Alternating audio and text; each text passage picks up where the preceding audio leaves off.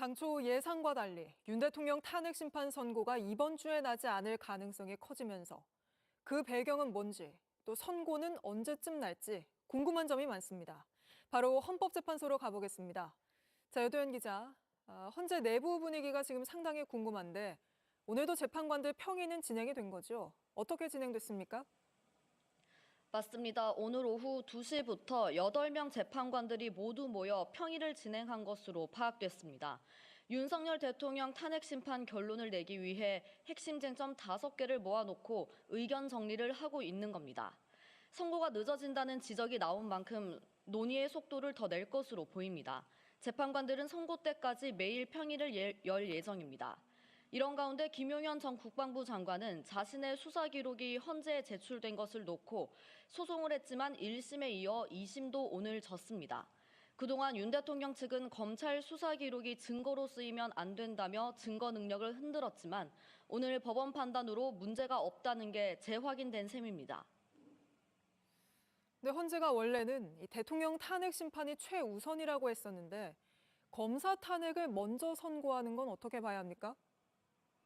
윤 대통령 탄핵 심판이 최우선이라는 건 헌재가 그동안 강조해왔던 원칙입니다. 공식 입장도 그랬고 주심 재판관인 정영식 재판관도 법정에서 직접 강조한 내용입니다. 직접 들어보겠습니다. 탄핵 심판 사건 중 대통령 탄핵 심판 사건을 최우선으로 처리한다는 방침은 그대로 유지한다.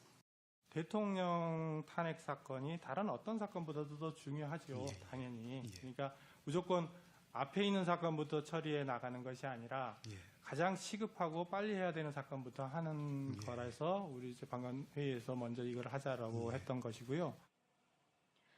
그렇기 때문에 감사원장과 검사 탄핵을 먼저 하는 건 기존 입장과 달리 우선순위를 바꾼 거란 지적이 나올 수밖에 없는 겁니다.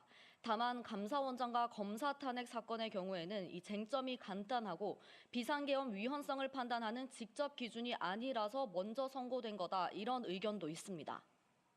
지금 헌재는 윤 대통령 선고까지 시간이 더 필요하다고 보는 것 같은데 왜 시간이 더 필요한 겁니까? 재판관들 8명이 만장일치로 결론을 내기 위해서 치열한 논의를 하고 있는 게 아니냐, 이런 분석도 나옵니다.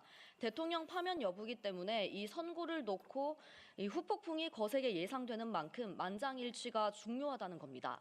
실제로 앞서 노무현, 박근혜 전 대통령의 경우에서도 현재는 전원일치로 각각 인용과 기각 결정을 내린 바 있습니다.